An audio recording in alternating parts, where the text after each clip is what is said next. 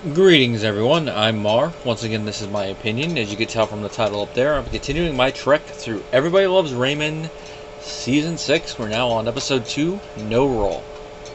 This is another one of the many episodes I first saw in syndication, and it's because of that, once I got the DVD, I noticed one small little change that happens later on, but it is one I gotta bring up. This is, of course, No Roll. The episode where Ray decides it's time to spice things up a little bit in the boudoir of the bedroom. Just a reminder before I get too far into it, if you want to support the channel, both the Patreon and PayPal links are down below. If you want to do one-off support or a one-off request, go the PayPal route. If you want to continuously support the channel, subscribe to the Patreon. You'll gain access to videos early, and you'll also be able to suggest topics for future videos. Either way, your support is appreciated. No Roll. This is another episode that focuses on Ray and Debra and their relationship. And as you can already guess from what I've already mentioned, their intimate relationship. And it's one of those ones that, as I've gotten older, it definitely does hit a little bit more of a chord. I'm not really going to go into my personal relationships here, but due to a lot of factors and, ADHD amongst other stuff, watching it, I'm like, ooh, yeah, this hits a little home. Watching it. So definitely one that has aged like a nice little wine as I watch it again. Which is one of the reasons I'd say it's still one of my favorite of this season. I don't think it was on my top list of the entire show, but of the season, definitely. And it's nice to have it get rolled out, no pun intended, this early in the season. Now the episode starts with them in the front room, and Ray's his usual self, like, oh yeah, I got it, after Debra makes a comment about being tired. You're like, don't worry, I'm not going to bother you this evening. I wasn't going to try anything, so I'm a little offended that you decided to do a preemptive strike. And they get into a little talk about this, like, why, or Debra points out, like, why does me being tired automatically equate to no sex for you tonight? Why couldn't it be just that those dishes over there need to be cleaned? I was like, because you're tired. What else would you not want to do tonight? Oh, you got a point there. Now, this brings up one aspect of human communication that, not to go too far into my own personal stuff, I do kind of get, and I do address it a little bit here, and that is the non-verbal communication. Now, with how it's presented, it looks like Debra was just telling Ray, yeah, I'm tired. Now, she could have meant the thing that she mentioned about the dishes in there, but that could just be her pointing that out after Ray automatically jumps to that. That her saying she's tired is automatically meaning no fun for him. No sex for you. To steal the little sign from Seinfeld that I always use at work. Now, back on track. Ray automatically jumps there instead of thinking something else is in there. Now, to that end, Debra could try saying what she means. You're like, hey, can you get that? But we know with Ray, it's not going to work. But it's one of those things that I think that unless you got a dynamic like that, where going straight ahead and asking somebody, or I've gone over it multiple times, Ray is a man-child, so asking him to do anything is going to be like pulling a mule that doesn't want to walk along the trail down into the canyon, and then he'll complain about it the whole way when he finally decides to do it, unless he gets into the right zone. Like, he doesn't like dancing, but as we saw in the previous episode, when it's the right song and it gets into him, he'll start getting into it. Like, hey sister, go sister. But he jumps automatically to that other one. Now, in a real relationship, you should be able to communicate the stuff outright and not go with the whole subtle signals thing. Because in certain regards, I think that's kind of a failure of communication. Like, don't just go that way, or if you're going to actually verbalize it, don't go loosey-goosey. That's all I'm going to bring into there, because you see a little bit of that here because of how they bring it up in their whole communication thing. Now, in next scene, Ray does try to put the moves on Debra because she's up, and he's like, oh, you're not too tired. What do you mean I'm not too tired? All I'm doing is reading. Now, Ray does complain about it like that. Really, you'd rather read? Tonight? Yeah. And he whines a little bit, like I said, the man-child and all that. And it's not like we're running a marathon. Ray just keeps going on and on about it. It's one of those things I'm actually surprised she didn't hit him with the book. I mean, we see sometimes Debra does go a little bit into the physical abusive side of things when she snaps because of Ray's idiocy. Which in a drama or in real life would be like, this is not funny. There is no safe word being said here, that's just pure abuse. But considering some of Ray's idiocy, it's like, for the show purposes, it's like we don't blame her. In real life, it'd probably be like, that's no excuse to go that far and go. Now, with Ray and this whole thing there, it's like, there's a difference, Ray, between having enough energy to... And you could have low energy and still have enough to be up and focus on something and read, but not have enough energy to dance the boudoir tango under the sheets. And Ray just doesn't seem to get it. His whole man-child nature there. Now, with everything going on, Ray decides, you know what, maybe we should try to spice things up a bit. With everything going on, I mean, her whole energy thing, maybe she needs the right type of spark in order to go that. So he decides he's going to go out and get a board game that is supposed to improve your love life. Now, as Ray puts it later, he thought this was supposed to be a game that get them to have a sex life, so it's more Ray going with the whole sex-starved husband routine, which we do see that he has. But with everything we've seen Ray do in the show and everything we've seen with the family, it's like, can we really blame Debra for not always being in the mood? And I know it's one of the running gags that she rarely is, but with everything, would you blame her? I don't blame her. Just looking at the Barone dynamic, I'm surprised she is ever in the mood, to be honest. You would think she'd be more like, I'm not fully asexual, but just be like, bring my whole thing into it again. You got to be in the zone in order to go forward and conquer. Now, Ray, he doesn't bring up the fact that that's his whole mindset and reason for getting the game until later. But here, originally, it looks like he's going to try to spice it up. He's trying to sneak it in, which is easier said than done because Marie, Frank, and Robert are all over there. And he's trying to sneak it in, and they take it from him. And they read it, and they're all like, ah.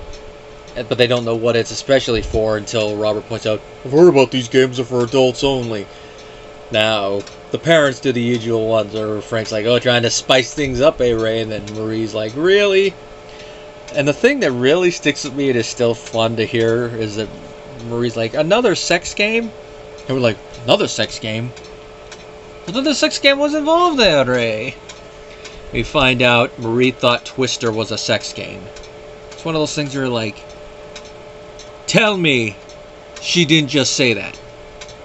Yes, Marie Barone, educated, intelligent, in certain circumstances woman, thought Twister was a sex game. How the hell do you think that's a sex game? It's more about flexibility. Although I guess the whole positioning thing, I guess that's why she thinks it's a sex game. I mean, she even goes, don't think I didn't know what was going on downstairs. And of course, the icing on top of the joke, I played with Robert. And of course, when Debra comes in, Marie grabs the game, gives it to Debra, like, whatever you guys do in your room is your business. Now, later on, when they're by themselves, Ray tries to apologize to Debra, like, you know, I was originally getting it as a gag gift, which might be true, but we all know the other reason for it. But, originally going to get you a card with the only one that they had. I thought I already got you. And Deborah's like, all right, let's go play. And he's like, what? So they're going to go play it. Now, with this game, it's like any board game, roll dice, you go that amount of things. Now, there are different color squares. Some of them are naughty, and some of them are romantic. Now, the naughty ones, it's like doing stuff like with your teeth, remove a piece of your lover's clothing. Now, the romantic ones are very romantic, like stare into your lover's eyes for 3 minutes. Write each other a poem. And then, of course, the first one, kiss your lover as though they're about to go off to war. Which, I mentioned at the top of this, there is one edit I noticed, and that's it. On the DVD, and even carries over to Peacock, they edited that out, and now it says, like he's about to climb Mount Everest. Now, climbing Mount Everest is very difficult, so I can see why they gave it something like that. But it's like, really? You had to change it? Really? I understand that the DVD came out at the height of the Iraq War, so they want to be a little bit more sensitive. And it does still go with the joke. But still, it's a censorship you didn't really need to do. I can understand maybe on TV doing it, but on the DVD, really? And even if you never watched the original airing of it or the syndicated TV airing, you can tell that something's been dubbed in, because one, it doesn't fully match the lip flaps, and two, it's very slight, but there is a noticeable difference in the audio. You can definitely tell that it was a dub over. Although, they do the best that they can, especially when Ray's like, "I'm back from Everest!" Which is the little running joke here. Now, given what I've said about the romantic ones, Ray, even though he's the one that bought this game, he's not going to get fully into it. Like, as he said, he thought this was a game to get you to have a sex life, but it's supposed to improve it. This is supposed to be a game for foreplay, not the main event. And with how Ray is, he's going to fail at the romantic ones, like the stare into your lover's eyes one. That's one I can get behind. You look into it and be like, oh, great. The poem one, oh yeah, you just got to figure out one. Which, keep that in mind, because later on, Ray is going to actually write a poem for his wife, but it's going to be a funny one. It just involves no bone in there, just cartilage. I know I spoiled a little bit there, but I got to go in there with it. Now, the two get into a little argument/discussion involving the game. I thought it would be something for both of us. And then Debra drops a bombshell. This is not just about him and the romance, even though they go back and forth about their whole thing. It's about Ray and the blue squares, which are the naughty ones. And she doesn't bring it up, but as realization slowly dawns on Ray, and Ray Romano plays this beautifully, he's like, oh. She's essentially telling Ray that he hasn't really been fulfilling his end of the bargain in that department. He talks a big game, but it hasn't been coming up. And it's been like that for a while. And she, tries to be delicate about it. Like, just I want to say I love you. Who would you rather hear this from? Someone that doesn't have any proof. And it's going back and forth that they haven't been talking about it and all that. And this goes back to that thing I mentioned earlier about the communication. Sometimes the nonverbal one can work, other times it doesn't. And this is one, because it seems their whole relationship, she's been trying to get this through to him with nonverbal communication, but it hasn't worked. And Ray points out, is like, after 12 years you should know me. I should know you, but after 12 years shouldn't you know me? You should have realized I wasn't picking up on your signals after year 3, which is pretty true. In any relationship, if your nonverbal signals are not working, you need to verbalize it. You need to get out there and be like, okay. And not just loosey-goosey. You got to actually fully it. Debra puts it, this type of topic is embarrassing, but, it's also embarrassing for Ray, because as he puts it, you find out you've been doing it wrong for 12 years. But in order to come to a compromise and improve your relationship, you have to fully vocalize it. And here, the two do that in this regard, and they're going to try to improve it. And in the final scene, which is cut from syndication, because I never saw this until I got the DVD, we see the two post-coitus, and it seems like they had a fun time, probably their best session in a long time, to the point where Deborah's even like, I'm going to call them Sensuoopoly people and tell them we made up a new square. Which, of course, this line, I think they put it there to give Ray plenty of material to ad-lib with to decide what they're going to put in. The line that they used in the final edit is, and tell them that Square 6 doesn't work unless you bring in a third person. I love a lot of the alternate cuts that they included on the blooper reel. And Vinegar burns, and in 2 days they can have their dice back. My favorite, though, is the one where it's before they get their line, or like they're reacting, and Ray's like, holy crap. I'm just like, oh yeah, that is the best one. So using the game as the bedrock for what they end up doing. And it's a nice little, it's adult themed, the ending, but it's a nice little happy ending. Don't go there, you dirty mind people. I know where you're going with that. That's not what I meant by it. It's a nice little satisfying ending for the Barones, and it's the ending this episode deserved. Although whether you watch it in syndication or on the DVD, it still ends nicely, but having that nice little extra oomph at the end to where it shows like, hey, it did work. It's not just more big talk, and of course, seeing that they're both satisfied. Nice little way to end this episode.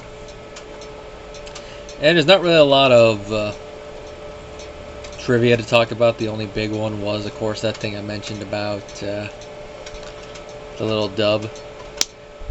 Now, the next episode is going to be another fun one, and it's going to be one of the final, if not the final, appearance of Stefania's father, Marco. Now, Stefania makes no appearance in this next episode, which I can understand why. It's not really a focal point to it, and plus it might have added a little bit of an awkwardness between her and Robert there, but this is going to be a fun one because it shows that Marco is more than just Stefania's father. She actually also is a friend of the Barones, but not just any Barones, Frank and Marie. So that will be a very fun episode. Till next time, guys.